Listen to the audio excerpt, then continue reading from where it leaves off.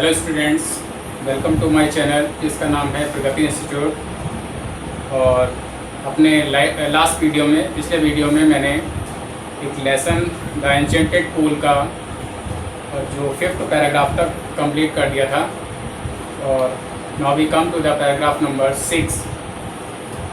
Paragraph number 6 it starts from here, what makes one a real Brahmin. यहाँ से लेकर might arise यहाँ तक ये जो हमारा 6th पैराग्राफ है वो है, जो कि मैं आपको अब पढ़ाने जा रहा हूँ। इस तो यक्ष युधिष्ठिर से प्रश्न करते हैं कि कौन सी चीज़ किसी व्यक्ति को एक वास्तविक ब्राह्मण बनाती है। इज इट बर्थ, क्या वो जन्म से ब्राह्मण होता है, गुड कंडक्ट या अच्छे चरित्र से ब्राह्मण माना जाता है, और लर्निंग या उसका जो ज्ञान है उससे उसको ब्राह्मण माना जाता है। Answer decisively. डिसिसिवली मीन्स निश्चित रूप से इसका उत्तर दो, युधिष्ठिर से यक्ष कहते हैं। अब युधिष्ठिर उसका क्या जवाब देते हैं, birth and learning do not make one a real ब्राह्मण, मेक वन अ ब्राह्मण। कि जन्म या ज्ञान किसी भी व्यक्ति को एक ब्राह्मण नहीं बनाता है। गुड कंडक्ट एलोन डस। गुड कंडक्ट यानी उस व्यक्ति का अच्छा चरित्र ही अकेला एक ऐसी चीज़ है जो उसको एक रियल ब्राह्मण, वास्तविक ब्राह्मण बनाती है। यानी उसका चरित्र किसी व्यक्ति का अगर अच्छा होगा तो उसको वास्तविक ब्राह्मण माना जा सकता है। हाउएवर, और इसके पीछे वो एक रीज़न देते हैं, हाउएवर लर्न अ पर्सन में भी, कि चाहे कोई भी व्यक्ति कितना ही विद्वान क्यों ना हो, he will not be a Brahmin without giving up bad habits। तो he will not be a Brahmin, वो व्यक्ति ब्राह्मण नहीं माना जाएगा without giving up bad habits, जब तक वो अपनी बुरी आदतों को छोड़ ना दे। यानी अगर उसके अंदर, किसी व्यक्ति के अंदर बुरी आदतें हैं और वो जन्म से ब्राह्मण है, उसके पास ज्ञान भी बहुत है, तो उस व्यक्ति को एक वास्तविक ब्राह्मण नहीं माना जा सकता, क्योंकि उसकी जो बुरी आदतें हैं वो इन सब से बढ़कर हैं। इस बुरी आदतों की वजह से उसका जो पतन है वो निश्चित है। वो एक अच्छा ब्राह्मण जो है, वास्तविक ब्राह्मण नहीं माना जाएगा। Even though he may be learn in the 4 Vedas. और युधिष्ठिर आगे भी कहते हैं कि यहाँ तक कि चाहे उसको चारों वेदों का ज्ञान हो, अब man of bad conduct falls to a lower class. बुरे चरित्र वाला जो व्यक्ति है वो एक निचली श्रेणी में, नीचे वाली श्रेणी में उसको गिना जाता है, उसको अच्छा नहीं माना जाता है समाज में। एक प्रश्न जो है यक्ष युधिष्ठिर से और कहते हैं, उससे पूछते हैं युधिष्ठिर से, what is the greatest wonder in the world. इस संसार में सबसे बड़ा आश्चर्य क्या है। वंडर मीन्स आश्चर्य। सबसे बड़ा आश्चर्य क्या है। Every day man sea creatures. Yudhishthir इस प्रश्न का जवाब देते हैं कि प्रत्येक दिन मैन यानी लोग, सी क्रीचर्स, सी माने देखते हैं, क्रीचर्स प्राणियों को देखते हैं, depart to Yama's kingdom. Depart होता है जाना। हर दिन लोग देखते हैं, लोगों को मरते हुए देखते हैं, यम के राज्य में जाते हुए देखते हैं, यम के पास, यमराज के पास जाते हुए देखते हैं, अर्थात उनको, प्राणियों को मरते हुए देखते हैं।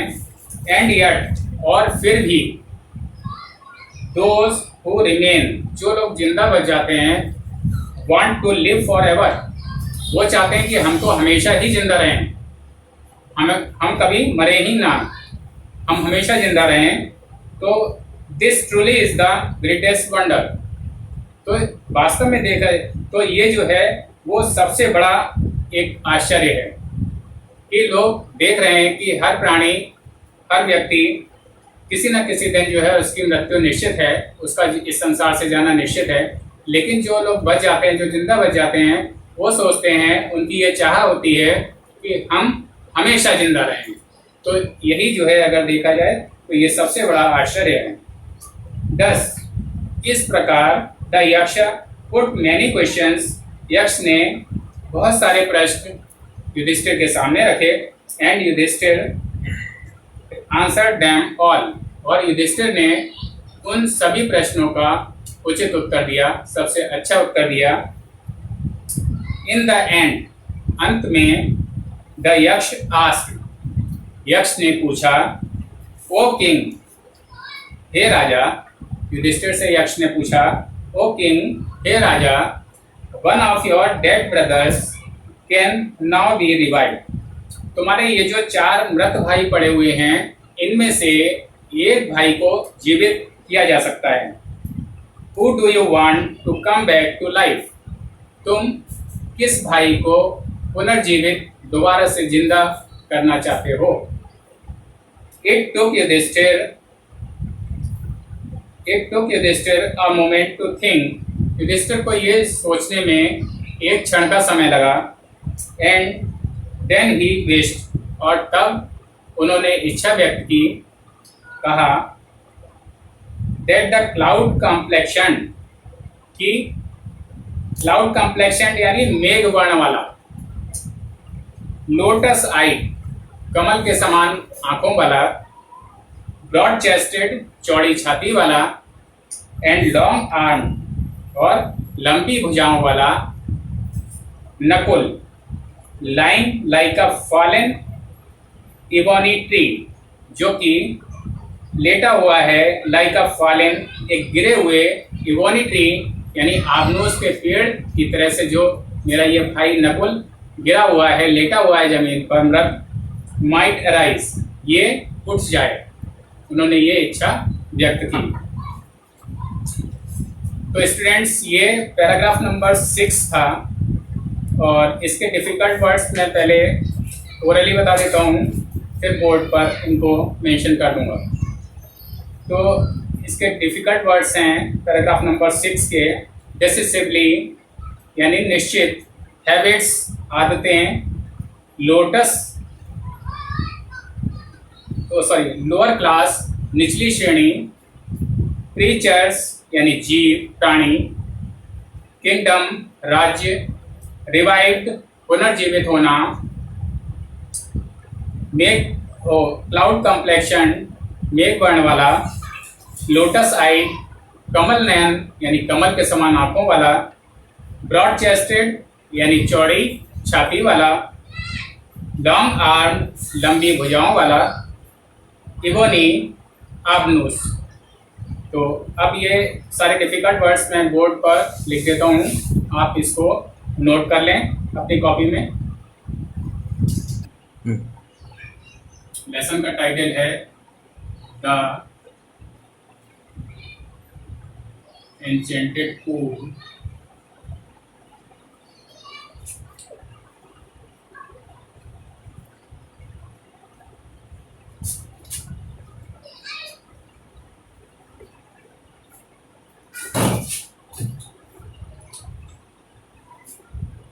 पैराग्राफ नंबर 6 था।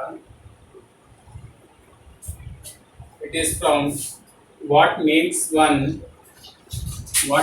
वन से लेकर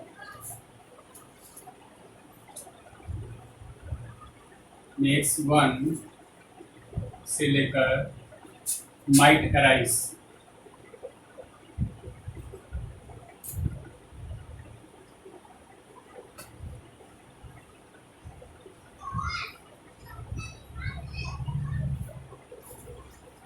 And the difficult words are decisively, habits, decisively,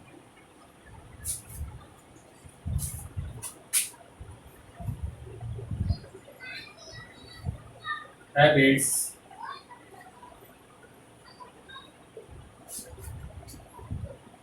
lower class creatures,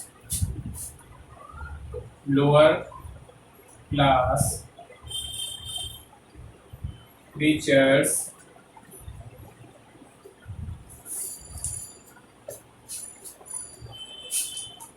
kingdom revived,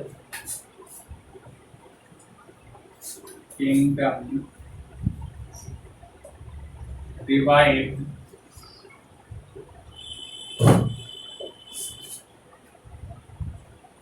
cloud complexion, lotus eyed,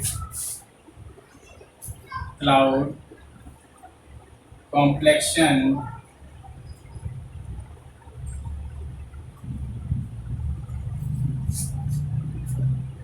lotus eyed,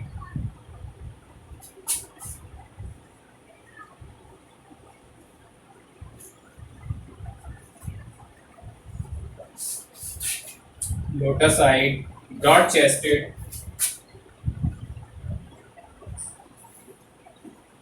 broad chested,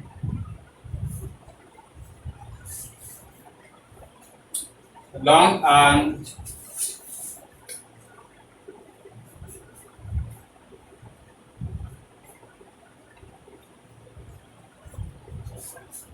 long armed, ebony,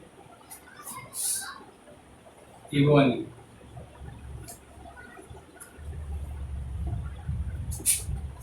decisively निश्चित,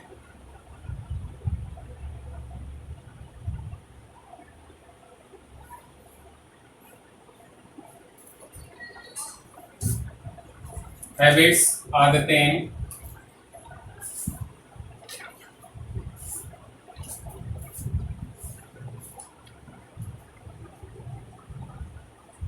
लोअर क्लास, निचली श्रेणी,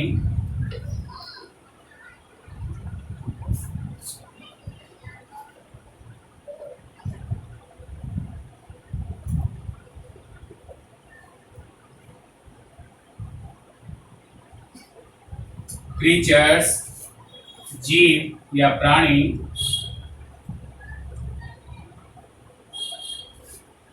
किंगडम, राज्य,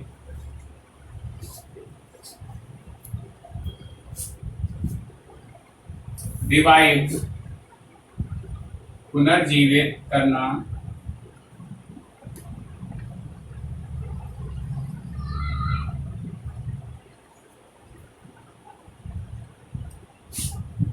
पुनर्जीवित करना,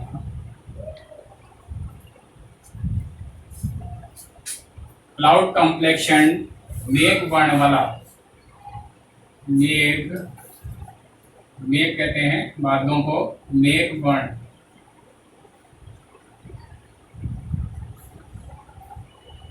मेघ वर्ण वाला, लोटस आइड, कमल के समान आंखों वाला, कमल नयन जिसको कह सकते हैं,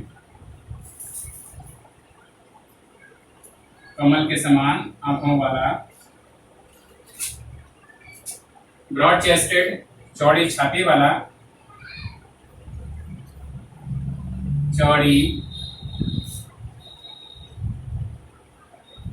छाती वाला,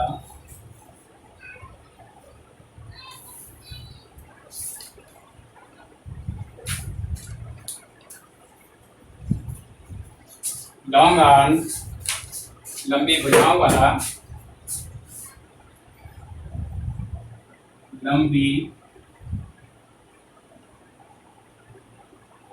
भुजाओं वाला,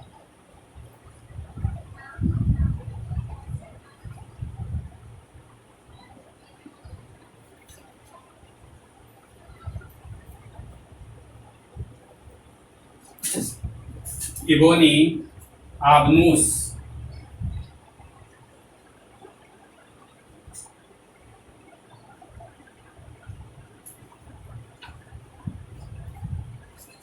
आबनूस।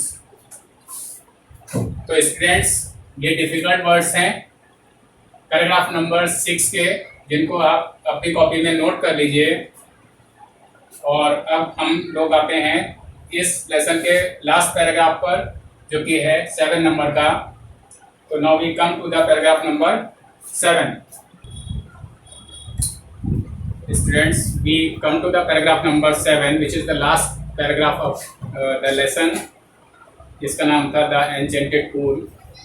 तो लास्ट पैराग्राफ है, this is from here, the Yaksha was pleased से लेकर देन ही डिसअपियर, यहाँ तक है ये लास्ट पैराग्राफ 7 नंबर का। The Yaksha was pleased at this, इस पर यक्ष प्रसन्न हुए एंड आस्क्ड युधिष्ठिर, और उन्होंने युधिष्ठिर से कहा, पूछा, why did you choose Nakul, तुमने नकुल को क्यों चुना, इन प्रेफरेंस टू भीम,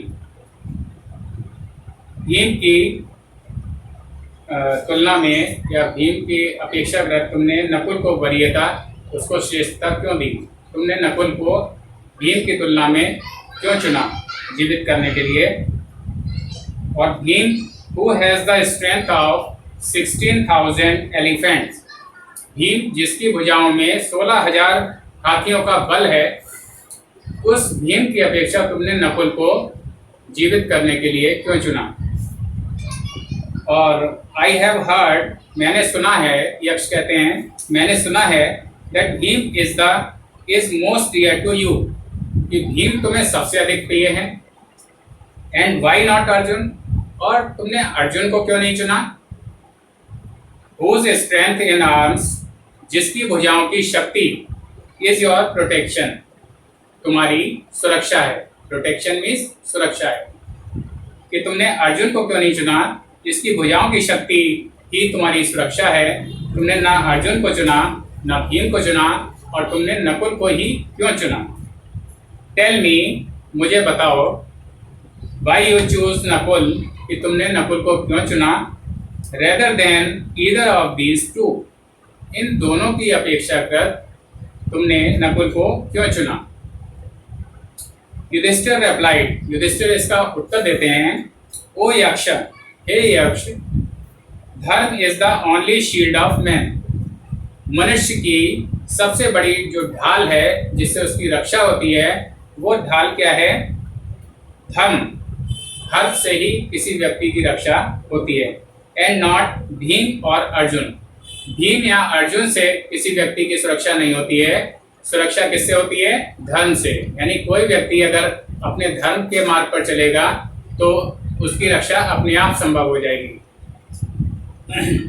इफ धर्म इज गिवन अप, अगर धर्म को छोड़ दिया जाता है, कोई व्यक्ति धर्म का त्याग कर देता है, गलत रास्ते पर चलने लगता है, मैन विल बी रुइन्ड, तो उस व्यक्ति का विनाश निश्चित है, उस व्यक्ति का विनाश अवश्य हो जाएगा। Kunti and Madri were the two wives of my father, मेरे पिता महाराज पांडु की दो पत्नियां थी, जिनके नाम थे कुंती और Madri.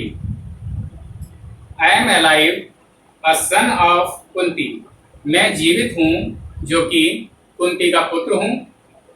And so she is not completely bereaved, इसलिए विरेव्ड कहते हैं शोकाकुल होना, दुखी होना। तो इसलिए चूंकि मैं एक कुंती का पुत्र जीवित हूँ, इसलिए मेरी माता कुंती जो है वो शोकाकुल नहीं होंगी, पूर्ण रूप से उनको शोक नहीं होगा। In order that the scales of justice में बी इवन, और चूंकि न्याय का पल्ला, न्याय का तराजू बराबर रहे, उसके दोनों पल्ले बराबर रहें, इस बात के लिए आई आस्क, मैं चाहता हूँ, मेरी इच्छा है, दैट माद्री सन, कि मेरे पिता महाराज पांडु की जो दूसरी पत्नी हैं माद्री, और उनके बेटे नकुल में रिवाइव, नकुल जो है पुनर्जीवित हो जाएं, उनको दोबारा से जीवन दान मिल जाए। The Yaksha was most pleased with Yudhishthira's impartiality, Yaksha Yudhishthir के इस निष्पक्षता के व्यवहार से बहुत ज़्यादा प्रसन्न हुए। एंड ग्रांटेड, और उन्होंने स्वीकृति दे दी, that all his brothers would come back to life, कि उनके सभी चारों भाई पुनर्जीवित हो जाएं, उनको दोबारा से जीवन दान मिल जाए। इट वॉज यमा द लॉर्ड ऑफ डेथ, ये कौन थे, यम थे, जो कि मृत्यु के देवता थे। Who had taken the form of the Yaksha, जिन्होंने यक्ष का रूप धारण किया था। So that he might see Yudhishthira, जिससे कि वो युधिष्ठिर को देख सकें, एंड टेस्ट हिम, और उनकी परीक्षा कर सकें। ही एम्ब्रेस्ड युधिष्ठिर, उन्होंने युधिष्ठिर को गले लगाया, एंड ब्लेस्ड हिम, और उनको आशीर्वाद दिया। देन ही डिसअपियर, और तब वह यानी यक्ष डिसअपियर हो गए, अदृश्य हो गए। तो स्टूडेंट्स, ये था पैराग्राफ नंबर 7, और इसके डिफिकल्ट वर्ड्स पहले ओरली सुन लीजिए। प्लीज्ड, प्रसन्न, इन प्रेफरेंस यानी वरीयता में, मोस्ट डियर अत्यधिक प्यारा, स्ट्रेंथ इन आर्म्स यानी बाहुबल, और प्रोटेक्शन सुरक्षा, शील्ड ढाल, रुइन विनाश, बिरेव्ड शोकाकुल होना, स्किल्स ऑफ जस्टिस न्याय का पलड़ा, इम्पार्शियलिटी निष्पक्षता, एम्ब्रेस्ड यानी गले लगाया। तो students, now I right these difficult words on the board. तो स्टूडेंट्स, ये लास्ट पैराग्राफ है, paragraph number 7, which is from the yaksh was pleased. The yaksh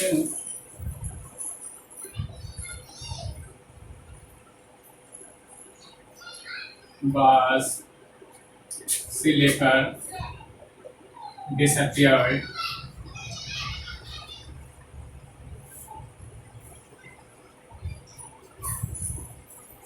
and the difficult words are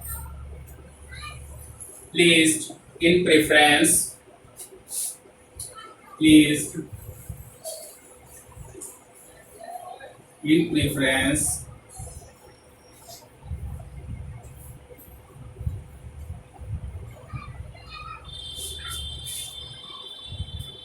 most dear, strength in arms, most dear, strength in arms,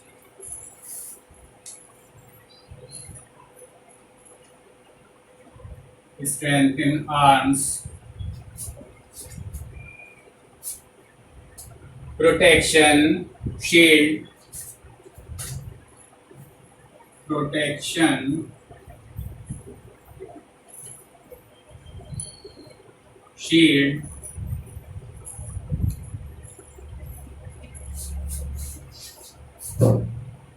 ruin, derived, ruin, derived,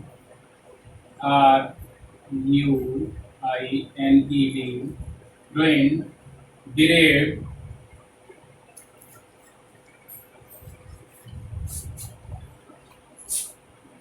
derived, scales of justice, impartiality, scales of justice, impartiality,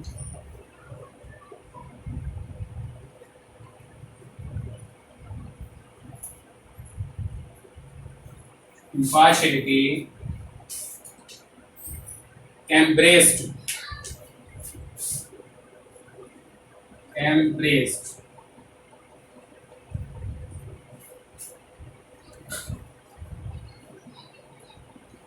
pleased यानी प्रसन्न होना,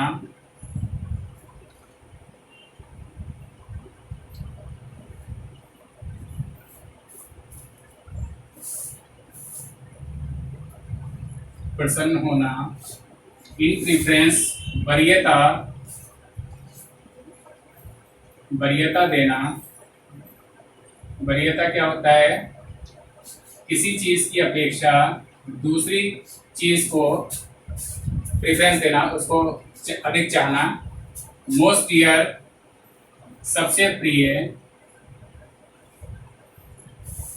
सबसे प्रिय।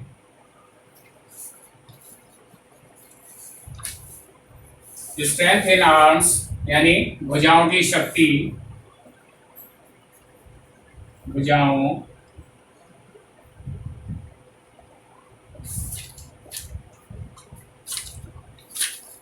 की शक्ति,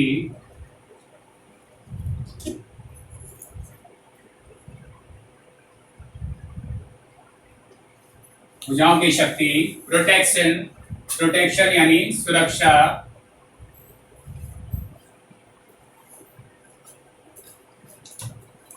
सुरक्षा, shield, ढाल,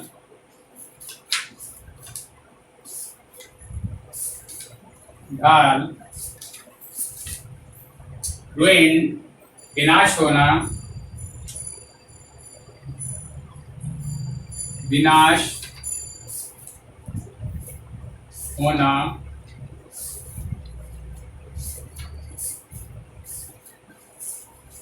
विरेव, विरेव यानी शोकाकुल होना, शोक से व्याप्त होना, शोकाकुल,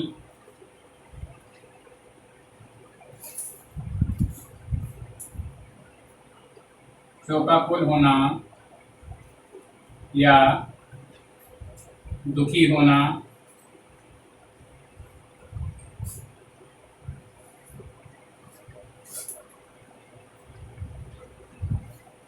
स्केल्स ऑफ जस्टिस यानी न्याय का पलड़ा या न्याय का तराजू, न्याय का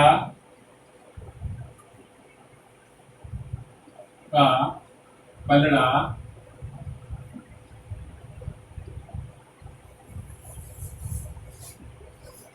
या न्याय का तराजू, इम्पार्शियलिटी यानी निष्पक्षता, निष्पक्षता या पक्षपात रहित, निष्पक्षता,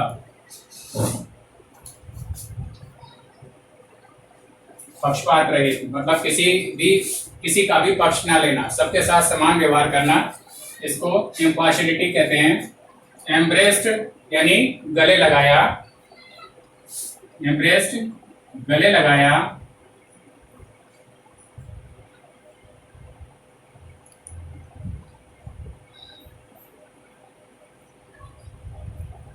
गले लगाया। Students, these were the difficult words which you have to write in your notebook. अपनी कॉपी में इन डिफिकल्ट वर्ड्स को नोट कर लें। और अब ये चैप्टर आपका यहाँ तक कंप्लीट हो गया और इससे रिलेटेड जो भी एक्सरसाइजेस हैं वो मैं नेक्स्ट वीडियो में करवाऊँगा। मेरे इस वीडियो को ध्यान से देखें जिससे कि आपको नेक्स्ट इससे पूरी जानकारी मिल सके और नेक्स्ट वीडियो में आपको इससे रिलेटेड एक्सरसाइजेज भी करवाई जाएंगी। तो अब मैं अपने इस वीडियो को यहीं पर विराम देते हुए, और अगर अब तक कुछ लोगों ने मेरे चैनल को सब्सक्राइब नहीं किया है तो वो सब्सक्राइब कर लें, जिससे उनको आगे एक्सरसाइजेज रिलेटेड जो वीडियोज़ हैं वो समय से और सबसे पहले मिलते रहेंगे। Thank you.